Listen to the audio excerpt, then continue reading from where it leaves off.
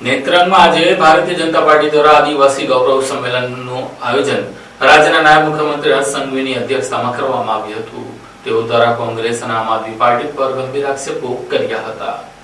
આજે ભરૂચ જિલ્લા ભારતીય જનતા પાર્ટી દ્વારા નેત્રંગ ખાતે આદિવાસી સંમેલનનું આયોજન કરાયું। આ કાર્યક્રમની શરૂઆતમાં નેત્રંગની ચોકડી ખાતે સ્થિત આદિવાસી ક્રાંતિકારી ભગવાન બિરસા મુંડાની પ્રતિમાને પુષ્પહાર અર્પણ કરાયા। ત્યારબાદ નાયબ મુખ્યમંત્રી હર્ષ સંઘવીએ રોડ શોમાં સ્વરૂપમાં રેલી યોજી, જે બાદ સ્થળે પહોંચીને જનસભાને સંબોધી। નાયબ મુખ્યમંત્રી હર્ષ સંઘવીએ જણાવ્યું કે નેત્રંગમાં આજે ચારે દિશામાં બસ મોદી જ ચાલી રહ્યું છે। તેમજ કહ્યું કે અંબાજીથી લઈને ઉમરગામ સુધી આદિવાસીના ગામે ગામમાં જે કામગીરી ચાલી રહી છે તેને વધુ ઝડપથી આગળ વધારવા માટેનો સંકલ્પ લેવાનો કાર્યક્રમ એટલે આદિવાસી ગૌરવ સંમેલન।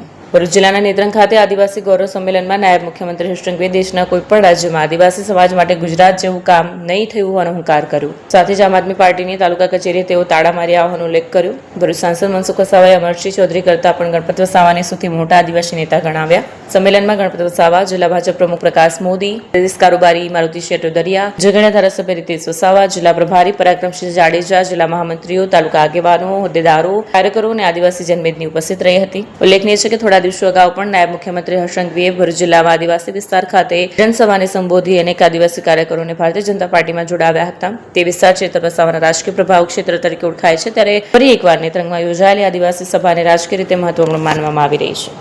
આખા આદિવાસી સમાજના નેતૃત્વ કરવાની જવાબદારી મુખ્ય આદિવાસી મોરચાના પ્રમુખ બનાવવાનું કામ એમને કરવામાં આવ્યું। આપણે ગર્વ થવો જોઈએ કે ગણપતભાઈ વસાવા એ કેટલાય વર્ષો સુધી ગુજરાત વિધાનસભાના અધ્યક્ષ હતા। તમને કોઈને અંદાજો નહીં હશે,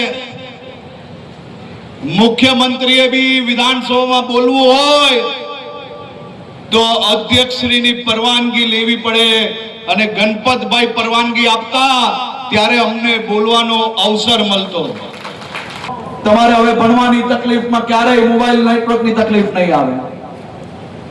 અને જે પ્રકારે આદિવાસી સમાજ પર અત્યાચાર આઝાદીના વર્ષ સુધી કોંગ્રેસ દ્વારા ચાલુ રહ્યો, नरेंद्र मोदी प्रधानमंत्री बने, 2014 आखा देश ની અંદર એક અદ્ભુત માહોલ બને। આ મારી બહેનો અહીંયા બેઠી છે, કોંગ્રેસનું શાસન જેને જોયું હશે એને ખબર હશે ક્યારેય કોઈએ પ્રધાનમંત્રી આવાસ બનાવી આપ્યા, ક્યારેય કોઈએ મારી માતા બહેનો માટે વિચારીને ઘરની બહાર ટોયલેટની વ્યવસ્થાઓ કરી, ક્યારેય કોઈ મારી બહેનોની ચિંતા કરીને દૂર દૂરથી પાણી ભરવા જવું પડે છે એમને પાણી ભરવા ના જવું પડે અને ઘર તક નલ પહોંચાડવાની ચિંતા કોઈએ કરી શકતા। આ નરેન્દ્રભાઈ મોદીનું શાસન નતું ત્યાર તક ગામડાઓમાં લાઈટ કોઈએ જોઈ છે? અહીંયા બેઠેલા મારા સૌ ખેડૂતોને અંદાજો હશે, ખેડૂતોની વાત વક્તાએ કરી, પરંતુ દર વર્ષે 6000 રૂપિયા ખેડૂતના બેંકના એકાઉન્ટમાં મૂકવા વાળો કોઈ બીજો નહીં, પરંતુ આપણે આનંદ થાય કે આપણા નેતાએ આ કામ કર્યું।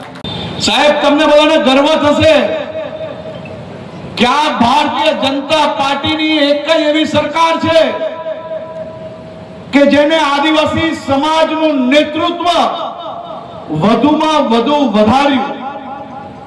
આપણી રાજ્ય સરકારની અંદર 4 મંત્રી આદિવાસી સમાજમાંથી હોય, આવું ક્યારેય કોઈએ સપનામાં વિચાર્યું હતું?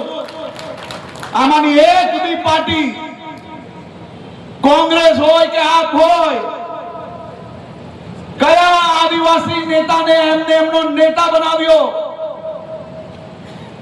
આપણી ભારતીય જનતા પાર્ટીની સરકારે 4 મંત્રીઓ બનાવ્યા।